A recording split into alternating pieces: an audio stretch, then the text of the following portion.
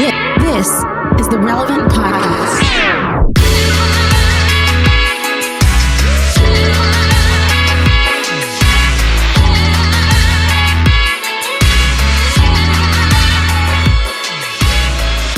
It's Tuesday, January 4th, 2022. My rundown still says 2021. We're going to be doing that for the next 2 months. I'm really bad with New Year stuff. Here in Orlando, I'm your host, Cameron Strang, and joining me from Loverland, Virginia, is Jesse Carey. Hello, hello. From Austin, Texas, author, speaker, podcaster, Jamie Ivey. Hey, guys. And from Nashville, Tennessee, artist, producer, mogul, Derek Miner. What up, doe? Happy New Year, everybody. Happy New Year. It. Have you guys seen the things that say 2022 is the same as 2022? T-O-O. T-O-O, yeah. Makes me kind of get sweaty 2020. armpits. That's kind of sad. Yeah. That's kind of sad. I hope it's not. I'm thinking. I'm choosing not to believe listen, it. I'm not. I came into this year. This is gonna be the best year ever, everyone. Yeah, I agree. You know, well, how often do you get that kind of symmetry in a date? 2022. It's very cool to say. It's fun to write. I don't really write the date February anymore. 2nd is going to be pretty cool. That's right. 2. Yeah, at 2 o'clock, at 2:22 in the afternoon. There's a lot to look forward to here. Okay, guys, this year's going to be awesome. That's like a trigger for the rapture or something. You know? It is. It will be. It is going to be a good year. And finally, this is the year where all things are made whole and we can live Worst case in scenario. eternal peace.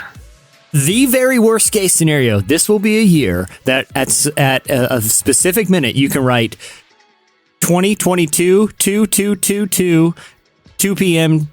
22 minutes 22 seconds. That's pretty cool, guys. Yeah. That is cool. That's a good sign for a really fun year. That's a lot of twos we get to write. So humans are entertained by the smallest stuff. We like, yo, we're clinging to what we can, Derek. Twos. We're clinging to what we have. Okay, we got to look forward to something. Or someone's going to have their baby on 2/22 at 2/22. That would be cool. Yeah. Mm-hmm. See? I don't know. Well, I guess, yeah. So much to look forward to. For sure. So much to look forward to. Yeah. There's that. That's all we have for this year. And hey, we're scraping the bottom of the barrel right now of optimism. Listen, if somebody was like, yo, why are you excited about 2022? Oh, well, February. There's this one day that's going to be super cool when we write a check. To be fair, there's more than just February 22nd, 2022 at 2:22 p.m. Okay, there's more than that. There's also 2:22 a.m. So there's lots to look forward to this year, guys. Yes. Lots. That's right. Well, we have a great show in store for you today. Coming up later, we talk to author Nish Weiseth. It's a fascinating conversation. She's a speaker, author, and a spiritual director, and she's been an active voice in the conversation about deconstruction, but not maybe the twist isn't what you think. You don't want to miss that conversation. It's fascinating. So stay tuned for that. Also, at the end of the show, we have a game for you. Good news for people who like fake news. It's kind of a 2021 recap. We test how closely the cast was following the headlines last year. Don't want to miss that. But right now, stay tuned. Up next, it's Slices. You want me to explain, so hear me out. The only reason I've been down and out is 'cause you never wanna hear me out. So hear me out. I'm with my friends tonight. They make me feel like myself again. Gotta feel myself. You're listening to Victor Internet. The song is Feel Myself.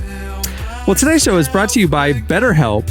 No matter who you are, your mental health has a serious impact on your life, and it's something we should take seriously. But too often we put off therapy as something that's only for people facing serious issues, or we wait until we're facing a crisis before we reach out for help. The truth is, therapy isn't a worst case scenario. It's getting set up with a good therapist now that will ensure you to have the resources you need to deal with life's emergencies when they do come up. Start the new year out right. BetterHelp is a customized online therapy resource that offers video, phone, and even live chat sessions with your therapist, so you don't have to see anyone on camera if you don't want to. BetterHelp is more affordable than in-person therapy, and you can start communicating with your therapist in under 48 hours. Join the millions of people who are seeing what therapy is really about. Well, right now, Relevant Podcast listeners can get a special deal. You can get 10% off your first month at BetterHelp.com/relevant. Just go to BetterHelp, HELP.com/relevant to get 10% off your first month. Okay, it's time for Slices.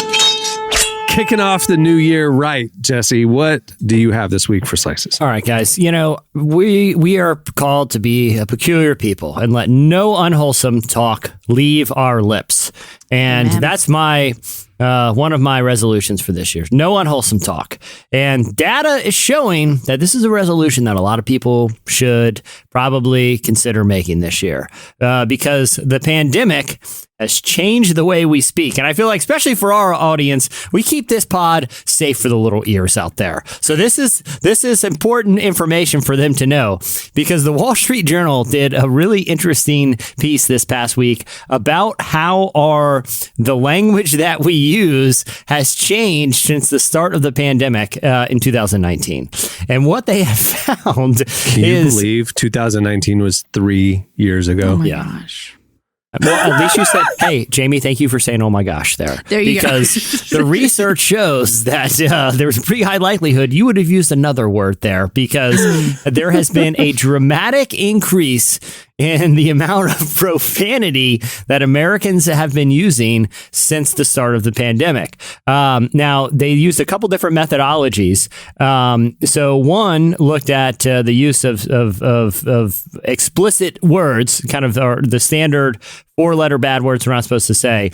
They looked at the use from the end of November through 2019. Oh, I'm sorry. They looked at the use of those words from 2019 through 2021, and they found an increase of 41% when they looked at the use of those words on social media. How do they look at the use of it? Is On it people social media. self-reporting, or is it they're looking on social media? Okay, They used it was a news and intelligence agency, so I'm sure they have something that sort of like filters in comments left to see if there's been an increase. But then there's another one called Inversoft Inc. So this is a clean speak profanity filtering software, which is used by companies that host online communities and other discussion forums. And they said that the volume of filtered words of that same period tripled during the time period. So people are using a lot more kind of just profanity in their lives. Now, one thing that's interesting here, and I think this is, especially has interesting implications for our listeners. A psychologist at Keele University found that people actually, when they use profanity, it makes them able to tolerate pain more effectively. And basically, he did the study involved people submerging their hand in ice cold water, and he found that when people said a profanity when it got really painful, they were able to extend it by a few minutes. And so it's not that society. I saw that study. Wow. I saw that. Like I believe this. So it's, So I think do I. especially like, I think a lot of people would want to probably talk about the moral implications of maybe people are just getting, more blue in how they talk. But I really do think that linking those two studies, the increase of the use of profanity and a knowing link between how people have learned to kind of self-tolerate pain by using certain terms, it really shows like a real need in our culture that people have to have some sort of healthy release from all of this anxiety that's been brought on by the pandemic. So I think, especially for our leaders, our listeners who are Christians and want to kind of understand the needs of culture, this is really telling. It's not just people are angry. I mean, sure, they probably are angrier, but this is a pain tolerance mechanism. And when you see somebody expressing themselves in that way, it's not necessarily an indication that they're like a bad person or immoral person. It's that it could be that person is dealing with a lot of personal trauma and pain in that moment, and this is just a way to get through it. So I thought it was an interesting study, but what the bleep do I know? You know what else? I'm reading this from Science That Matters, discoverymagazine.com. To deconstruct this myth in 2015, Jay and a research team explored another possibility, that fluency is fluency regarding of linguistic content. psychologists found that an individual's fluency in the English language was linked to the fluency in swearing. In other words, swearing may actually be a sign of greater intellect, not less, and a more robust vocabulary. Get the out of here, Derek. I think Christian cussing takes way more intellect because you got to come up live Christian with the cussing? twist with the other way to say the thing. So Son of a biscuit eater. it's like two layers, Things layers like that. Yeah, you're Okay. like, what is Christian that? cussing is the sign Ned of Flanders a lot of is a intelligence. genius. We just gonna say that, no lie, because he if found you're- if every you're- other word. If you're using profanity as a way to release anxiety and stress in your life, there's other opportunities. There's therapy, there's jogging, there's other things you can do, right? Or there's just You a can good write old the F cuss bomb. words. Good old cuss word. Good old F bomb or keep the psychologist away. There you go. I did see that study though that they had people put their hands in the ice water buckets, and then the people who just cursed the entire times absolutely unequivocally were able to keep their hand in there a lot longer than the people who did not cuss at all. Yeah. I do think that's interesting. Yeah. It's Yeah. wild. All right, what do you have, Jamie? Okay, so earlier we're talking about just our hope that someone can call in and tell us they had their baby on 2/22 at 2:22 p.m. or a.m. like Jesse brought up. right. So this That's is what right. we're Good looking point. forward to here.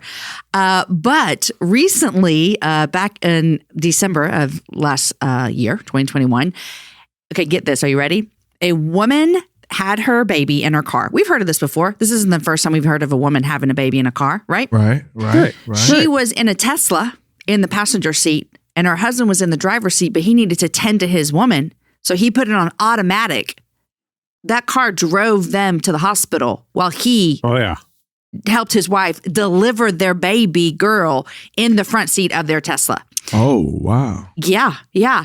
And two things that He we didn't also want to pull over. He didn't want to just they pull were stuck over in like a normal traffic. person. They were stuck in traffic okay. going really slow. And so he just Yeah. kind of put it on automatic. He said he would check every once in a while to make sure how it was going. They had their baby in the car. He said he was able to go get it cleaned up real quick before he took his wife home the next day. And they're thinking about buying it out of their lease since it's so special to them. Well, wait a second. Is it the auto drive? Don't you have to have your hand on the wheel? He had his left hand. You're right. Good job. He had his left hand on the wheel and he was helping her with his right hand. Now, I'm not Father of familiar the with year. a lot of lease agreements, but I think a live childbirth in the front seat, I'm pretty Oh, yeah. sure they're So, buying Like that he car. bought that car. It's his. Yeah. Yeah, it's his car. I'm going to return it. Tesla. Just a piece of, we might want to get this one detailed, if you know what I mean. Had, A little bit of amniotic fluid. Just don't worry about it, guys. I'm sure we can get this clean right up. Get a little Oh, good. armor all It's good for out, your hair. You know? So yeah, congrats bag. to them. Yeah. That's It was carpet Amazing. shampooed. All right, what do you have, Derek? Hey, so how many of y'all read your syllabus in college? I mean, You got a syllabus? You Did get you the read main it? points. No, I Main points? I mean, did you read maybe. Jesse? Jesse, you like a syllabus reader? Are you a syllabus reader? Or are you a syllabus reader? Not in college. I kind of assume that the professor would point out Yeah. the important stuff on the first day of class. Yeah. Make Yeah. sure that you. Well, get check these this things, out. So there's a professor at the University of Tennessee who had a cash prize for anyone who read the syllabus fully. So it was like a treasure hunt thing in there. Like he has the syllabus, and then he's like, "Hey, also if you read this, there's a cash prize in a locker, and if you find the first person to find it, it's theirs. Just leave your name and leave your name and what time you found it." So he didn't tell them. He just was buried clues. it. Buried it, a clue inside the syllabus. He said, "Read y'all syllabus," but he did not tell them about Exactly. this He just part. says, read the syllabus. And he had a little Easter egg in there that's like, yo, and when, if you read it, you would have found the money. No one read So it. how many students Not got the money? one No. person. Wow. He goes to the locker and it's still there. So he's $50 richer. I mean, he gets to keep his $50 and said the students have been a good sport about it. I mean, this literally got on CNN, but I thought it was really cool. I know I didn't even really do homework in college. I'm gonna keep it real. So I just, next semester when people sign up student. to take his class, though, they're going to be reading that syllabus. Oh and yeah, absolutely. They're ready. I do not support these mind games with these college kids. Okay.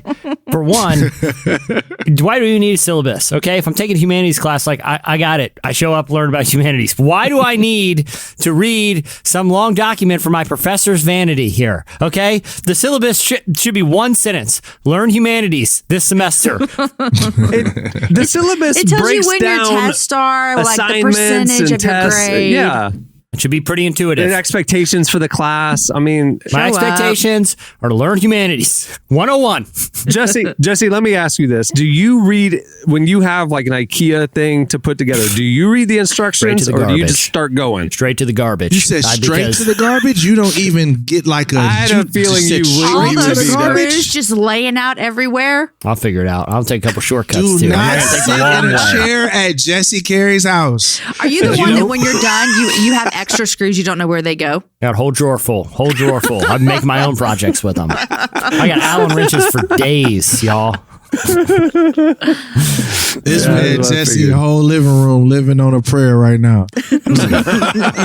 I mean, Why is this creaking? I'm molded. Why is this I creaking?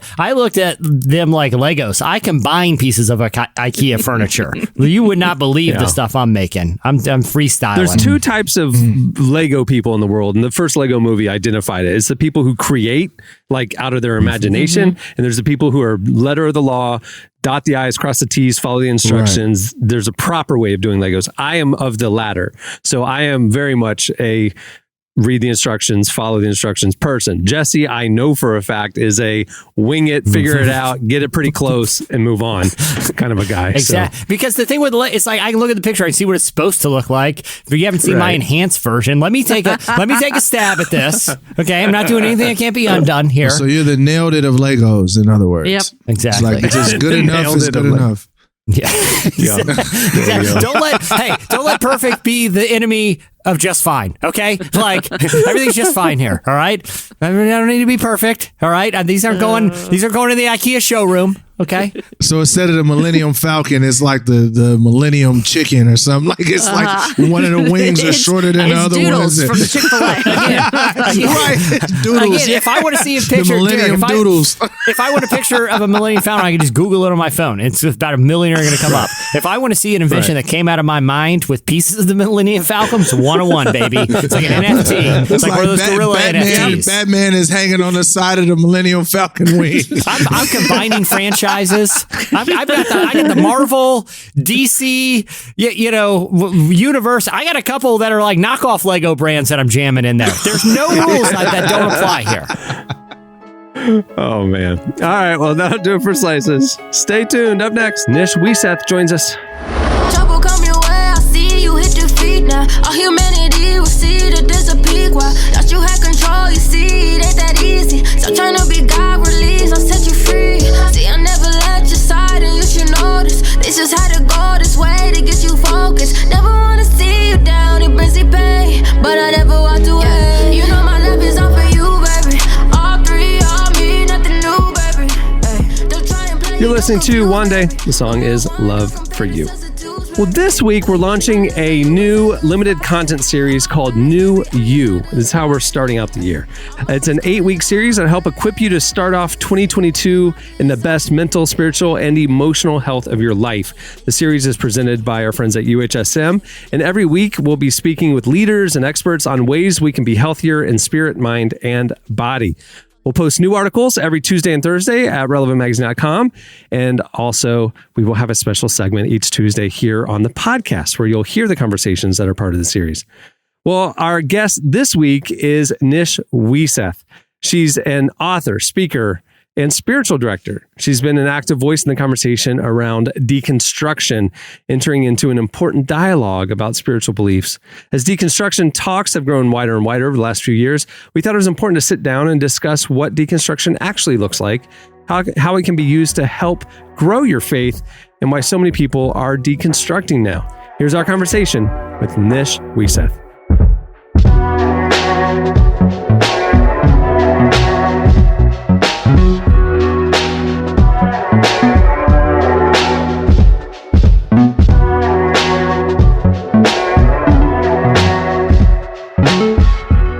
Could you give me this is maybe a two-part question. Could you give me a very like bare bones definition of what you mean when you use the word deconstruction, and maybe where you see that word sort of misused when you see it talked about in the broader public sphere?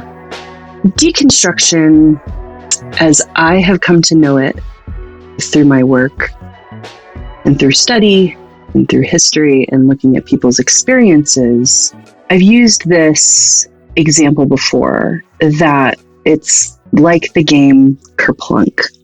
It's like this like plastic encasement. It's empty on the bottom, but the top has all these holes in it.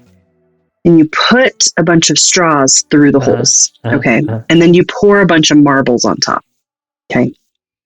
And everybody takes turns pulling out the straws. And sometimes you pull out a straw and some of the marbles shift. That's what I would call like lowercase deconstruction, just a small shift. And then someone at some point, it can be you or it can be someone else, will pull a straw out and all the marbles fall through. Right. That's deconstruction. Okay. And what I mean by that is that it is, so the shifting, the small shifting of marbles, as it were, would be like a changing of a theological opinion on one issue. It would be maybe a change in preference on liturgy or style of church or preaching, or something with a little, I don't want to say lower consequence, because some theological shifts can have pretty high consequence, but it's not a faith crisis as we would probably define it. The capital D deconstruction, big deconstruction, which is what most people are talking about right now, is when all the marbles fall. It's a massive faith crisis. Now, how I see it being misused, or that term being kind of misappropriated, is I think a lot of people are conflating the process of deconstruction and the end result, sometimes, of deconversion. And I think those are two different things. In your work, and I know there's a lot of potential answers for this, but why do people start this process? What leads to people deconstructing? I have seen people come to me because of deconstruction, and it has started because of a betrayal that happened in church. I've seen people start the process of deconstruction over bigger systemic issues around racism and white supremacy, church's complicity in those issues, the treatment of LGBTQ people, treatment of women, kind of some more like, I guess, social issues, has forced them into a period of deconstruction where they're kind of re-examining, like, oh, why? Wait a second, I was told this my whole life. Why do I believe this, right? And then everything else starts to fall. I've seen people start deconstruction a lot of times, I think, because they felt a restlessness by the Spirit of God that something wasn't right. And so they went to investigate that in good faith and ended up in a process of deconstruction. And it's not to say that there aren't overlapping things there, right? Sure. So someone reevaluating white supremacy, I would argue, is probably led by the Spirit of God. And so, like, you know, that's a good thing. So it's not that these things are mutually exclusive, but there are 1,000,001 reasons why. A big one that I have seen in my own work over the course of the last 4 years was the disillusionment with the evangelical system around the 2016 election. I think that was a huge catalyst for folks.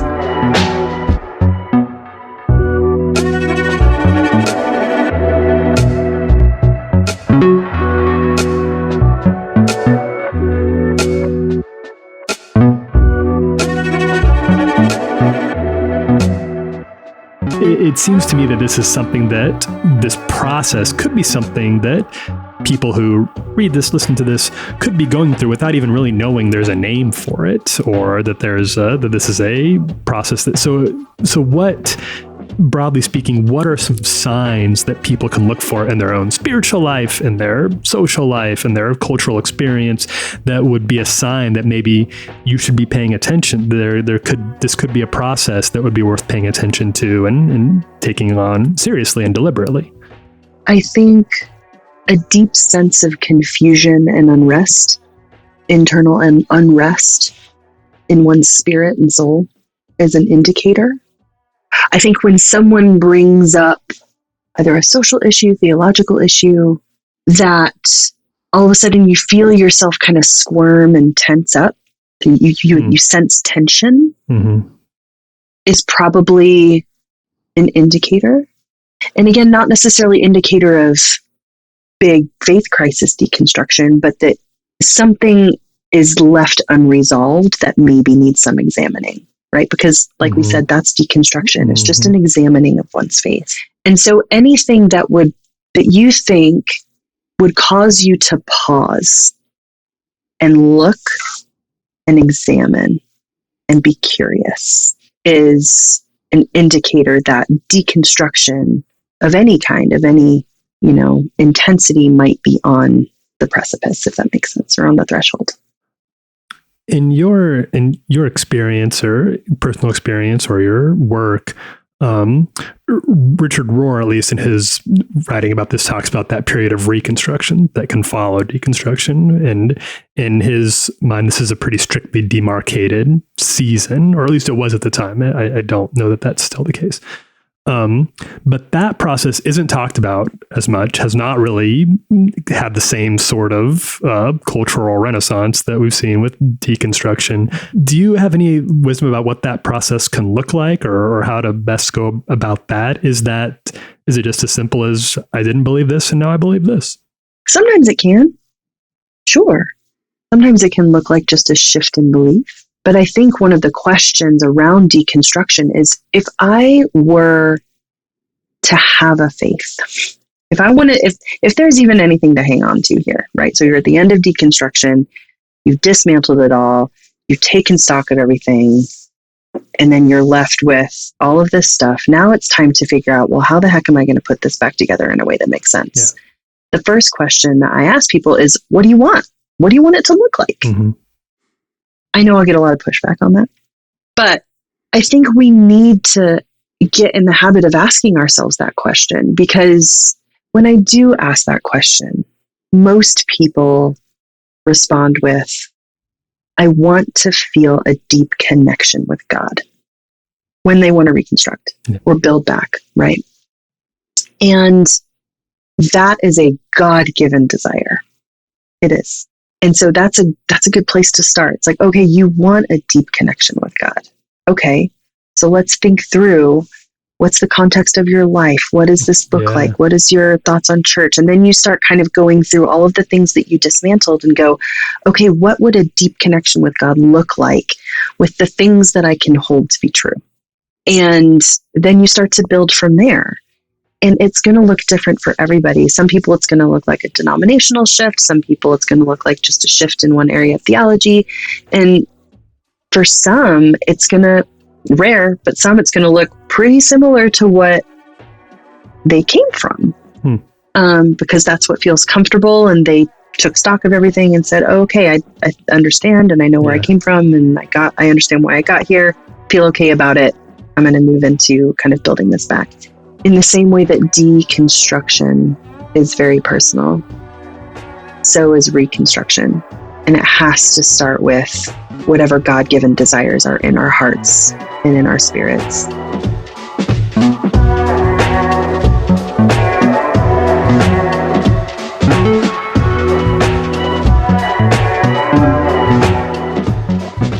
That was Nish Weiseth. You can read more of that conversation about deconstruction in the winter issue of Relevant. It's available now. Just go to relevantmagazine.com, click on the magazine tab.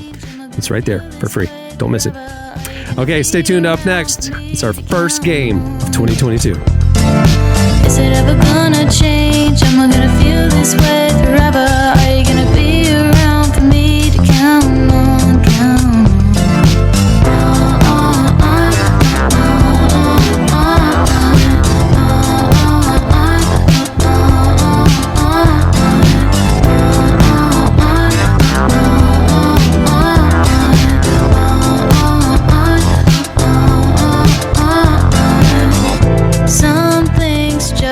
listening to Clyro. The song is Forever. All right, it's time for good news for people who like fake news. Good news for people who like fake news. Well, we are in 2022, and 2021 was quite the year. So much happened that it's difficult to keep up with it all, especially when so much of the news you did hear turned out to be fake. Yes, fake news continued to be a major problem in 2021, with misinformation, conspiracies, and incendiary headlines often making it difficult to know what to believe. In this game, each of you will be given an actual headline from a major news outlet that was published in 2021. These are not weird fringe websites. These are major news outlets. In each headline, one word will be missing. And then I will give you 3 options, and you will select the correct word to complete the headline given the options. If you select correctly, you'll be given a point. If you select wrong, you will be part of the spread of misinformation, tearing the public apart. So here we go. Okay, so Cameron, real quick, the word we pick makes it a true story. Correct. Got it. Okay. You will try to figure out of the 3 options, which is the actual word that completed the headline. This is good. Jesse, you're up first. Okay. Canada taps into strategic reserves to deal with massive shortage of blank. Is it hockey pucks, maple syrup, or beaver bark? I don't even know what beaver bark is, but I'm pretty certain if there's ever an emergency, it's that maple syrup is running out. We could deal without hockey for a little while. It's got to be maple syrup. It is maple syrup. Correct. Apparently, they have strategic reserves of maple syrup up there. I had no idea. It's crazy. All right. I'm happy for him. Jamie, you're up. A broken toilet on SpaceX capsule means astronauts will return to Earth in blank. Is it the bathroom, cryogenic sleep, or diapers? Thankfully, this was one of my slices last year. I'm going with the diapers. Diapers is correct. All right, we have a tie. All right, Derek, you're up. A retired utility worker has blank ... for the second time. Is it won the lottery, been struck by lightning, or been buried alive? How you gonna give me this crazy one? What you say it was? A retired utility Won the worker lottery, has blank for the second time, won the lottery, been struck by lightning, or been buried alive. You know what? I'm gonna go with the positive one. I'm gonna hope my man has won the lottery twice because I don't want him to. He won the lottery twice. That's correct. Yeah. Good for that guy. Are people actually buried alive anymore? This is this is 2022, guys. Man, I've seen. I mean, sheesh. I watched Step Brothers. He tried to bury his brother alive. Marlena did on Days of Our Lives when I was in college. Yep. Some listeners will remember maybe it's that. more of a movie and TV thing. Almost every day. Yep. Every day. People don't even talk about it. All right, Jesse, you're up. Here Shallow we go. A graves. potato. These are actual headlines, major news outlets of things that happened in 2021. Okay, a potato the size of a blank is found in New Zealand. A potato the size of a blank is found in New Zealand. Is it marble, small dog, or microwave? I mean, I don't know which is. I feel like, how would they even know? How would they find a marble-sized potato and be like, "Oh, this is a potato"? I mean, and all potatoes got to start some size. Just because I've never seen a marble one, I think would every assume potato is marble size at some point. I assume they don't materialize like the size of an oblong softball. I'll go microwave here. Small dog is the correct answer for that headline. How did that make national news or international news? Okay, I think small dog is very subjective too. Like what small is in 5 pounds, small of a 10 dog, pounds? right? As in potato size. I'm pretty sure as in a potato-sized dog. I've eaten a sweet potato that's it's about the size of a football at Texas Roadhouse. So I'm not that impressed, New Zealand. All right, Jamie, you're up. Here's the headline. Okay. Spiders can have blank ! Spiders can have blank. Ready? Arachnophobia, depression, or dreams? Oh my gosh. Who no one knows can this know stuff? the answer to that. No one knows this. Right. If you kept up on the news, it's an actual headline from a major news outlet. I'm going to say that spiders can actually be scared of themselves. Arachnophobia is the correct answer. Can I have a question to ask you. What academic researcher is spending their whole career trying to ascertain this, and then they finally bring it. It's like, what are we supposed to do with this information? Right. Okay. It's like, I what guess does it change it's about cool. our lives? Yeah. It's like, well, and also, is it arachnophobia or is it just I'm scared of a spider that might kill me? Spider trying to scare or dominate a little tiny spider, and the little tiny spider is trying to protect itself. That's not arachnophobia; it's just protection from a predator. Right, just like I'm scared of Terry Crews Crews. I wouldn't want to fight Terry Crews. That don't mean I'm scared of humans. I just don't want them to beat me up. And are they suggesting that if you're afraid of spiders, just carry a little pocket mirror with you, and you can just look out, here's you. Like, what is the use of this knowledge? What are we doing here? Okay, we have a pandemic sweeping the globe. Yes, we need our best minds. Not worried about spiders. Worry about other spiders. We got human worries here, people. That's right. All right, Derek, you're up. Here we go. Actual headline from 2021. Right. Self-driving Waymo cars blank in a San Francisco neighborhood, confusing residents. Okay. Is it burst into flames, mutate, or gather? I'd be pretty concerned about cars, a bunch of specific cars gathering. So, yeah, I think gather might be the one. That is the actual word. Apparently, in San Francisco, a bunch of Waymo self-driving cars just started gathering together in the neighborhood. That would be concerning. Freaking out the residents. Yeah, I would be concerned too. Hey, it's happening. Is this like the robot takeover? We're there. Yep. All right. Here we go. Jesse, you're up. 2-2-1. Here we go. All right, Jesse, you're behind. You got to catch up. Here we go. This round, everything's worth 2 points. Ready? 2 points. Okay. Jesse, a blank attacked a U.S. Army Special Operations Unit in California. Is it ninja with a sword, chimpanzee with a backpack, or a gang of children? What is the headline? I do know that this was a ninja. This was a ninja attack. A ninja with a sword attacked a U.S. Army Special Operations Unit in California. I feel like they learned very valuable weapons. Do not attack the most highly trained tactical experts in the world with katana you probably got at the mall. Bro. Yeah. They gonna vaporize you. All right, Jamie, you're up. A blank performs better than Warren Buffett and the S&P 500. Is it a cosplayer on house arrest, a crypto trading hamster, or a randomized algorithm? A blank performs better than Warren Buffett and the S&P 500. This one. I don't even know what half this stuff means. So, a cosplayer on house arrest, a crypto trading hamster, or a randomized algorithm. Hey, because I love you, just think of the most absurd thing there and just. Well, the most absurd is the hamster, so I'll go with the hamster. A crypto trading hamster is the correct Derek for the win. It's because I love you. It's because I love you. I was like, yo, you got to get this one right. All right. I'm about to get this one Derek, right. let's see if she returns the favor. Here's yours. Let's go. A 10-foot wide blank in Boston sells for $1.25 million. Oh, gosh. Is it cassette tape, golden bathtub, or house? 10-foot wide blank in Boston sells for $1.25 million. 10-foot wide cassette tape is what I'm going with. House. Okay. Oh, my God. House. A 10-foot wide house in Boston. Wow. That made more sense. All right, final round. Let's go. Here we go. We're 3 points. What's our score total right now? So Jesse has 2. Derek has 2. Jesse has and Jamie 3 because last round was worth 2 points. Okay, gotcha. Okay, so Jesse has 3. Jesse has 3. Derek has 2, and Jamie has 4. There you go. All right. This last round worth 3 points. It's anyone's game. Here we go. Let's go. Jesse, you're up. Blank is the ice cream flavor you never thought you'd need, and now it's hard to get. This is so mac and cheese, frustrating.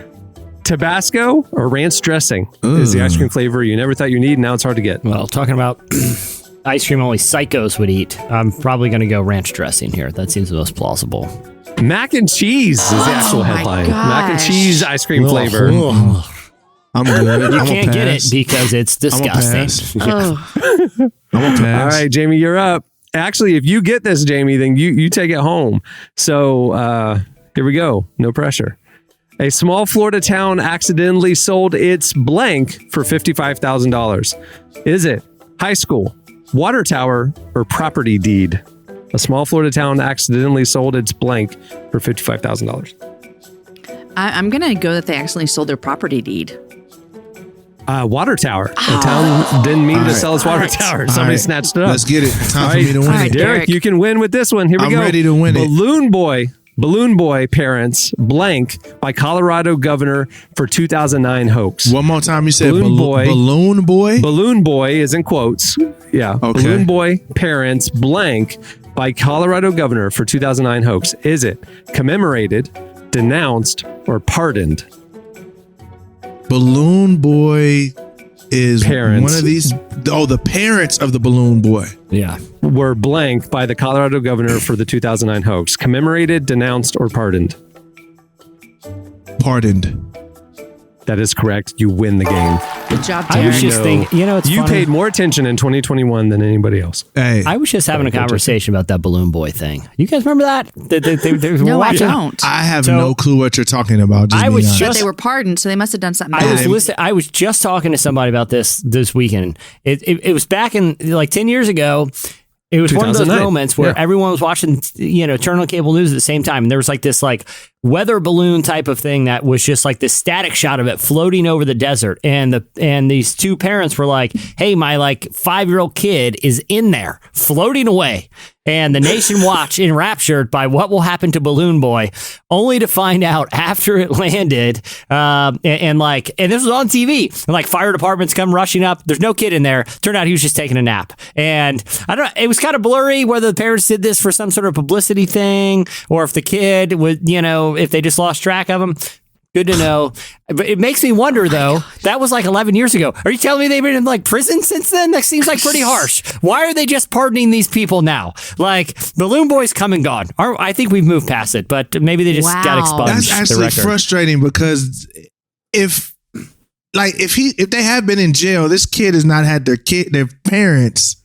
This kid's not had his parents for 11 years over them just lying. I'm like, that's a crazy maybe they just lie. maybe they haven't been in jail. Maybe he's just wiping their record clean. Yeah. I don't Listen, know. I feel like that's one record you want. Like if I'm applying for the job and they're like, look, it looks like you got a misdemeanor here in 2009. Can you please explain? I'm Balloon Boy's parents. No way! I remember that. Hey, it's Balloon Boy. This could be great on sales calls. Hey, listen, that's a great icebreaker. We got Balloon Boy's dad on staff. Like.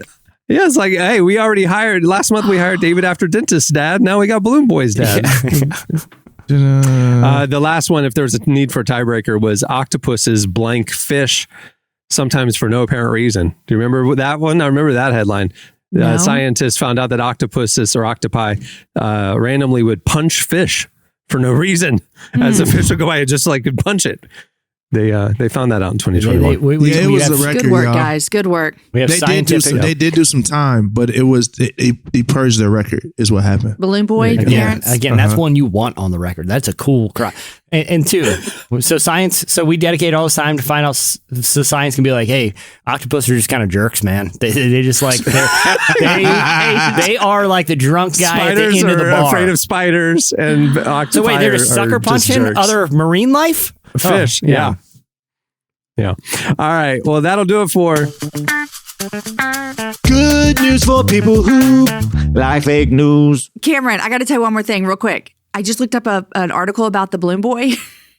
After the governor said that, this is what the husband said. He said, "I'm flying high. This is just fantastic." He's rubbing it in. He is rubbing it in.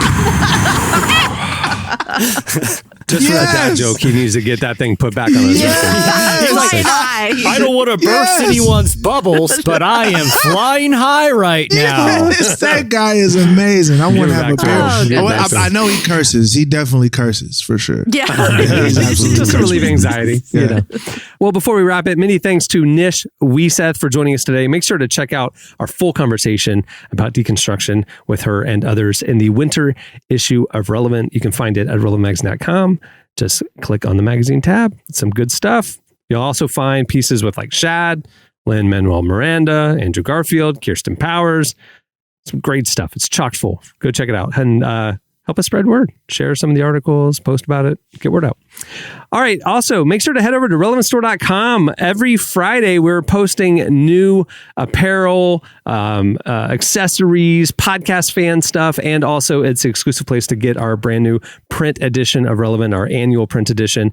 It's going to be shipping here in a couple of weeks. You don't want to miss out. Relevantstore.com. Take advantage of the last little bit of our pre-order for the annual print editions happening right now at relevantstore.com. Also, head over to relevantmagazine.com and click on the faith section every weekday. Right there, we have our Deeper Walk daily devotional series. It's presented by Lumo. There's a morning devotional email you can sign up for, or you can just check it out there at the site. Some big plans for Deeper Walk this year. It is a great way to start your day, great way to start your year. Go check out Deeper Walk presented by Lumo at relevantmagazine.com.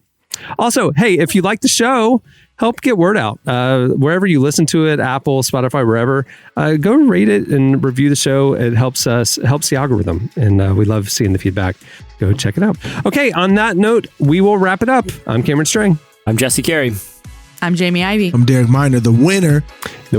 And we will see you on February 2nd at 2:22 p.m. No, sorry. Anyway, have a great week, everyone. We'll see you on Friday.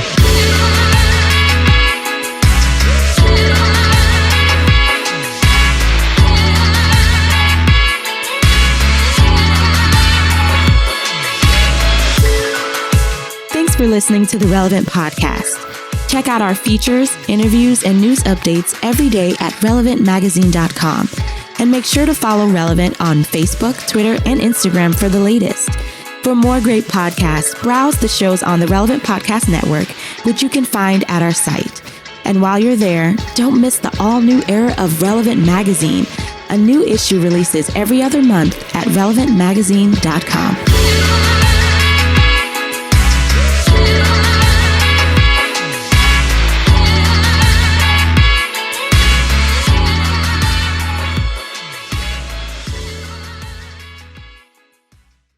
Hey, don't let perfect be the enemy of just fine, okay? Relevant Podcast Network.